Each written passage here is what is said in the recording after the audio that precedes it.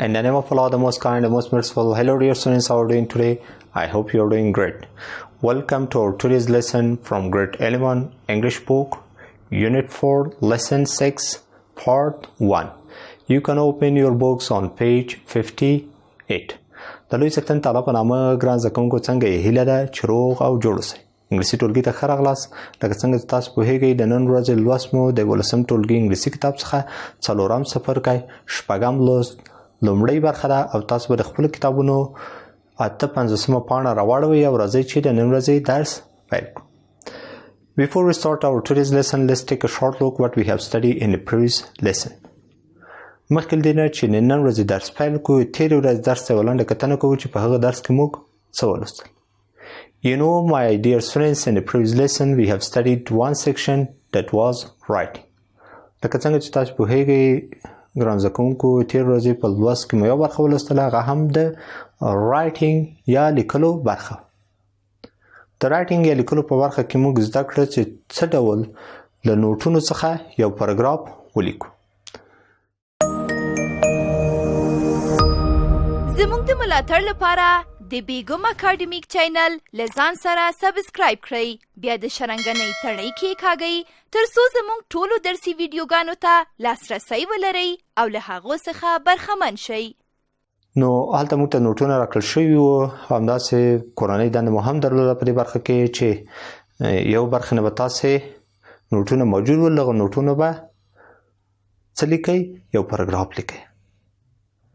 نو پاراګراف په لیکلو کې دغه نوټونه موږ سره مرسته کولی شي. که کله یو موضوع لرئ یو مقاله لیکئ نو باید شارټ نوټونه ولرئ او وروسته دغه شارټ نوټونه تاسو سره مرسته کولی شي چې د همدغو کلمو او عبارتونو په وسیله تاسې یو منظم پاراګراف ولیکئ. دا هغه څه ګران زده کوونکو چې په تېر درس کې مو ولوستل. هیله ده چې ټول کورنۍ دنده په دې برخه کې ترسره کړې وي. ټول هیله ده ترسره کړې مې ده. ښه سمه ده. اماده یې کړئ درس په وروستیو شیبو کې مې کورنۍ دنده ګورو. My dear students, in today's lesson we are going to study one section revision.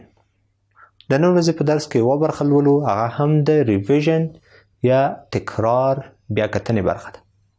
د تکرار یا بیا کتنې هغه برخه ده چې څه درسونه مو چې مخکې لوستلي دي یو ځل بیا دلته تکراریږي تر څو وکولای شو په سمه توګه زده کړو.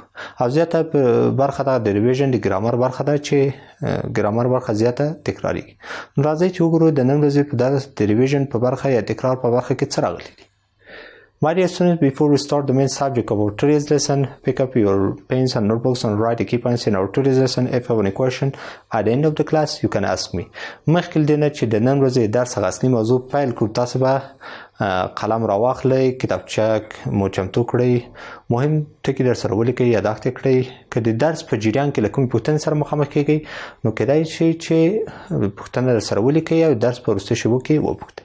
سمه ده ګران زده کوونکو. My dear student, let's get started the main subject of our today's lesson, revision.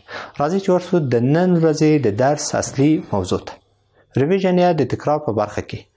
نو دلته لکه څنګه تاسو دا چارت وینئ سیکشن 1 دغه لومړۍ برخه کې وایي taking out which, who and that.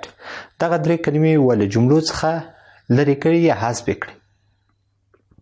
نو څه ډول په تېر درسونو کې مو ولوستل چې دغه درې کلمې لکه which, who, that دا د جملې د فاعل په توګه او هم د جملې د مفعول په توګه کارول کیږي. نو دغه د A برخه ده، دې کې وګورئ چې څه راغلي جملې راغلي. موږ به وګورو when they are subjects for example. کله چې دغه کلمې وایي د سبجیکټ یا د فاعل په توګه کارول کیږي نو دا بیلګې به وګورو. Those are the trainees who study geography. وای هغه زده کوونکي دي چې جغرافیه زده کوي یا یې لولي. نو د همدې جمله کې ګران زده کوونکو لکه څنګه چې تاسې پوهیږئ نو those are the trainees بیا وروسته له trainees د جملې دویمه برخه شروع کیږي who study geography.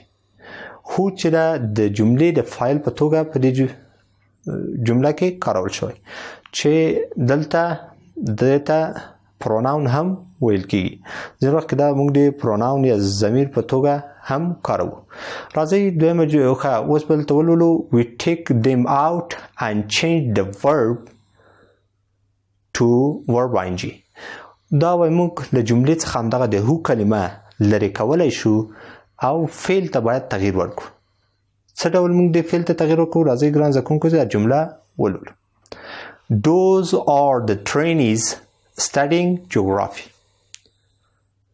وای دا هغه زده کوونکي دي چې جغرافیه لولي یا یې زده کوي نو دلته تاسې د جملې په دویمه برخه کې those are the trainees له trainees نه وروسته studying فعل ته مو تغییر ورکړه فعل ته مو ing ور اضافه کړه او د هو کلمه مو حذف کړه دلته چې هم جمله لنډه سوه او هم اسانه سوه those are the trainees who نه ده پکې راغلی دا کلمه پکې نه ده راغلی د جمله کې فقط فعل ته مو څه اضافه کړي ing those are the trainees studying geography په معنا کې کوم تفاوت نه راځي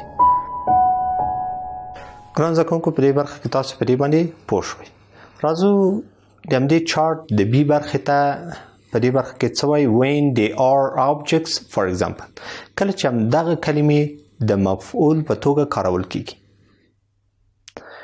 بیلګې لولو لومړی cereals are a family of grains which we use for food حبوبات یا غلې د دانو هغې کورنۍ ته وایي چې موږ یې د خوړو لپاره کار ترې اخلو یا استفاده کوو نو په دې جمله کې تاسې د which کلمه چې په بولډ شوې ده نو دلته تاسو کتای شئ چې دا د مفعول په توګه کارول شوی وایي دغه دانې دي چې موږ له هغه څخه کار اخلو which کلمه د مفعول په توګه په دې جمله کې کارول شوی نو دا څه ډول موږ کولی شو له جملې څخه یې حذف کړو لرې کړو we take them out and make no other changes دا وایي موږ لرې کولی شو خو هیڅ کوم بل بدلون په دې جمله کې نه راځي هیڅ بدلون نه ورکو په جمله کې مو د هو کلمه مو چې کله لرې کوله نو هلته مو فعل ته مجبور وو چې ing اضافه کړو ولې دلته هیڅ تغییر نه راځي یوازې د which کلمه په دې جمله کې لرې کوو cereals are a family of grains we use for food نو دلته مو دغه د ژبې هغه ځینې توپیرونه دي هغه تنوع ده چې ژبه ښکلې کوي نو cereals are family of grains which پکې نه ده کارول شوي we use for food نو په دې برخه کې مو کله چې مفعول په توګه راشي دا کلمې نو لکه which that نو هلته موږ حذفوو او په جمله کې کوم تغییر نه راځي دغه کلمې دا برخه خو مو ګران زده کوونکو کار کړه که اوس آماده یې راځئ چې بلې برخې ته ورشو لکه څنګه تاسې دغه بي سیکشن دویمه برخه کې ګورئ دلته هم د A او B برخه لري نو دلته یو structure د ګران زده کوونکو دا به موږ زده کړو لکه if plus present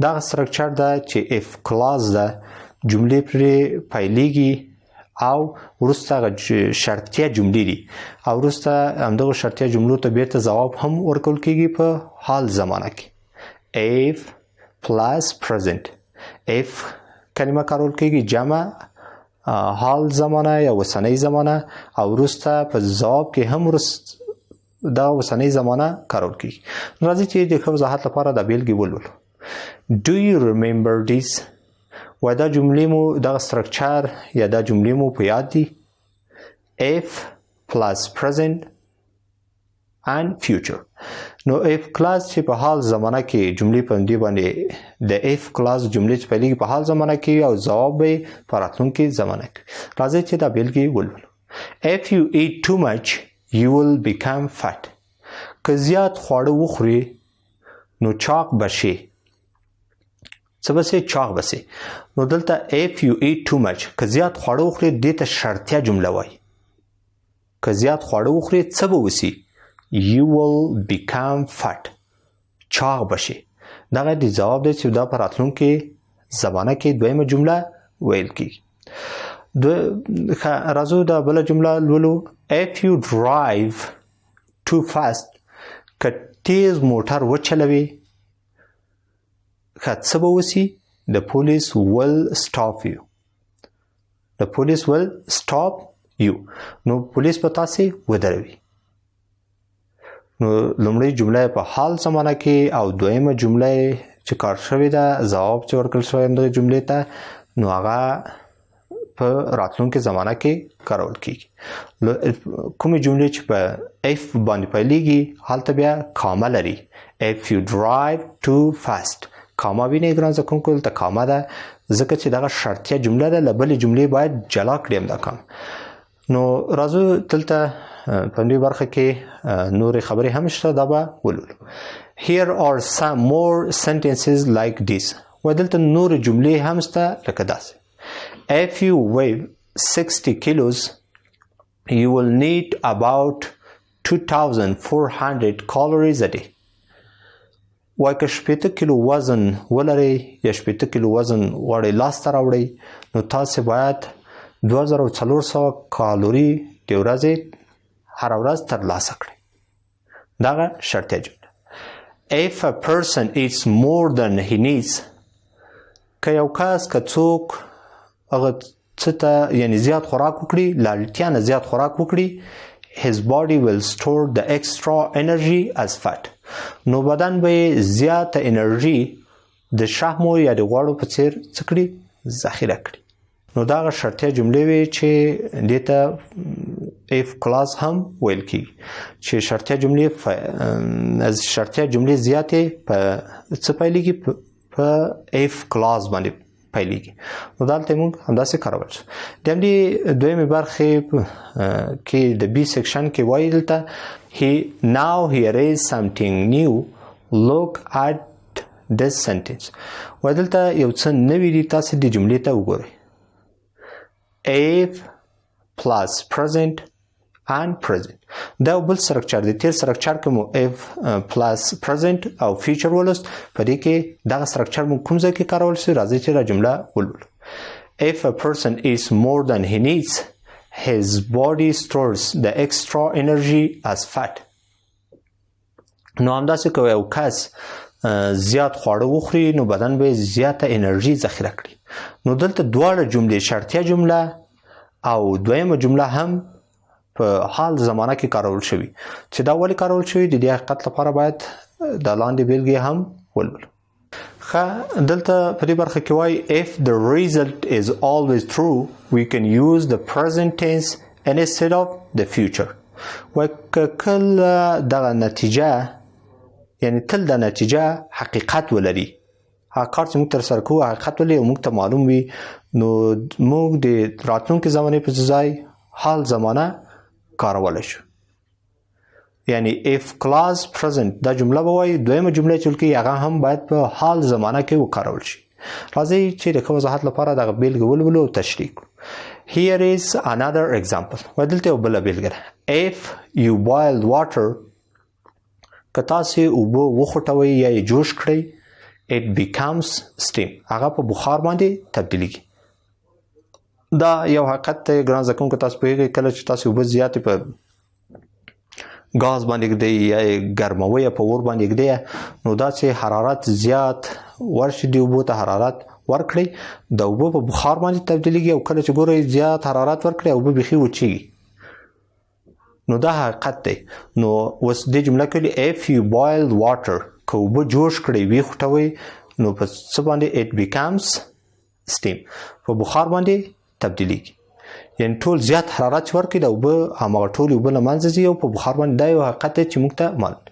نو دغه سرکچر if plus present plus present یعنی کله if clause په حال زمانه کې وي دغه بله جمله چې ویل کېږي هغه هم باید په حال زمانه کې وي او داسې چې دا هغه حقیقت دی چې موږ ته معلوم وي. نو حال زمانه کې به هغه د هغو جملو لپاره کاروئ چې موږ ته زیاتې معلومه وي او حقیقت ولري او موږ پرې پوه شو. نو ګران زده کوونکو په دې برخه کې مو د if clause برخه ولوستله چې دغه if clause جملې څه ډول پیلېږي. نو دوه سرکچر و دا مو ولوست.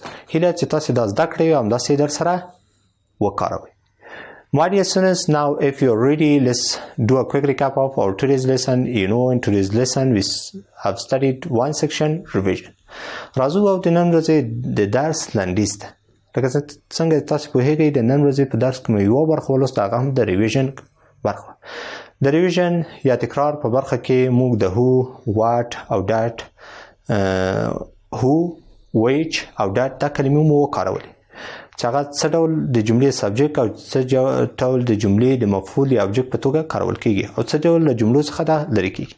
او دوه سټرکچره نور مو هم زده کړل چې یو سټرکچر لومړی سټرکچر یې دا و چې if plus present او راتلونکي ځان and future، یعنی دا جملې چې په کلاس پیلېږي او وروسته همداسې راتلونکي زمانه کې نور جملې ورته ویل کیږي. نو دا سټرکچر مو هم زده کړ. او if plus present plus present یعنی هغه جملې چې په if کلاس حال زمانه کې جوړیږي او په حال زمانه کې بیرته نور جملو ته شرطیه جملو ته بل جمله هم ویل کیږي، یعنی ځواب ورکول کیږي. نو دا مو هم زده کړل. دغه دوه سټرکچر و چې نن ورځې په درس کې مو زده کړل. My dear students, at the end of today's lesson, you have homework. Your homework is so important. You have to try your best to do your homework. Pick up your pens and notebooks and write the homework for tomorrow. د نن ورځې درس ورسې شیبو ته ورځو. اوس مو قلمونه کتابچې چمتو کړئ او ولیکئ کورنۍ دنده سبا ورځې لپاره. Homework. Write 6 sentences using the structure of if plus present and present. تاسو به شپږ جملې لیکئ او دغه سټرکچر د if plus present او present دغه سټرکچر به کاروئ او د جملې به د دې سټرکچر مطابق لیکئ. دا مو کورنۍ دنده ده او درس نه هم تاسو کولای شئ مرسته واخلئ چې د سره مرسته وکړئ ترڅو کارخانګي په سمه توګه ترسره کړئ. ګران زده کوونکو دا د نن ورځې لوست. هیله ده چې مو تیر زده کړي. تر راتلونکي لوست سم په لاس پرم. د بل درس د پیل وړاندې لنډه دمه اخلو.